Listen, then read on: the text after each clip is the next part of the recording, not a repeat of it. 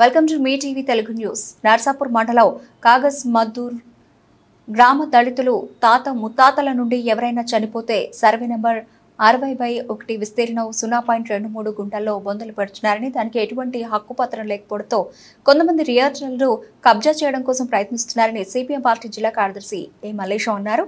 గురువారం తహసీల్దార్ కార్యాలయం ముందు సిపిఎం ఆధ్వర్యంలో ధర్నా నిర్వహించి తహసీల్దార్ కమలాద్రికి వినతి పత్రం అందజేశారు. ఈ సందర్భంగా ఆయన మాట్లాడుతూ, గత అనేక సంవత్సరాలుగా గ్రామానికి చెందిన దళితులు ఎవరైనా మరణిస్తే ఆ స్థలంలోని బొందలు ఏర్పాటు చేసుకునేవారని గుర్తు చేశారు.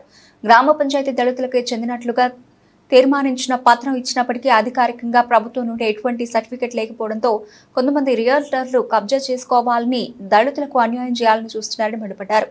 జిల్లా నర్సాపూర్ మండలంలోని కాగజమద్దూరు గ్రామంలో గల దళితుల శ్మశాన వాటికకు హక్కుపత్రం ఇవ్వాలని చెప్పి గత 3-4 సంవత్సరాలుగా దళితులు అనేక రూపాల్లో ధర్నాలు, ఉద్యమాలు నిర్వహించినప్పటికీ ప్రభుత్వం వైపు నుంచి కానీ అధికార యంత్రాంగం వైపు నుంచి కానీ సరైనటువంటి స్పందన రాలేదు. గతంలో ఆర్డీఓ గారికి, తహసీల్దార్ కార్యాలయంలో, కలెక్టర్ కార్యాలయంలో కూడా దరఖాస్తు చేసుకోవడం జరిగింది. గత జూన్ నెల 10వ తేదీ నాడు కూడా గ్రీవెన్స్ సెల్లో జిల్లా కలెక్టర్ గారికి కూడా మేము దరఖాస్తు చేసినాం. దరఖాస్తు చేసినప్పటికీ నెల రోజులు పూర్తిగా వస్తున్నా ఇప్పటి వరకు రెవెన్యూ కార్యాలయం నర్సాపూర్ వారు వచ్చి కనీసం పంచనామా కూడా నిర్వహించలేదు.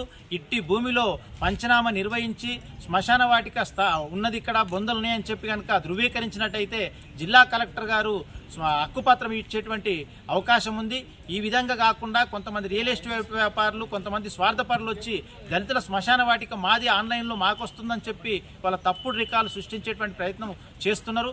ఈరోజు నర్సాపూర్ మండల తహసీల్దార్ కార్యాలయం ముందు మరోసారి కాగజ్మద్దూర్ గ్రామానికి సంబంధించినటువంటి దళితులందరూ కూడా సిపిఎం పార్టీ ఆధ్వర్యంలో ధర్నా కార్యక్రమాన్ని నిర్వహించడం జరిగింది. తహసీల్దార్ గారికి వినతిపత్రం కూడా సమర్పించడం జరిగింది. ఇప్పటికైనా నర్సాపూర్ తహసీల్దార్ కార్యాలయం నుండి వెంటనే పంచనామా నిర్వహించి జిల్లా కలెక్టర్ గారికి సిఫార్సులు పంపించాలని చెప్పి హక్కుపత్రం వచ్చే విధంగా రికమెండ్ చేయాలని చెప్పి మేము సిపిఎం పార్టీ జిల్లా కమిటీ తరఫున డిమాండ్ చేస్తున్నాం.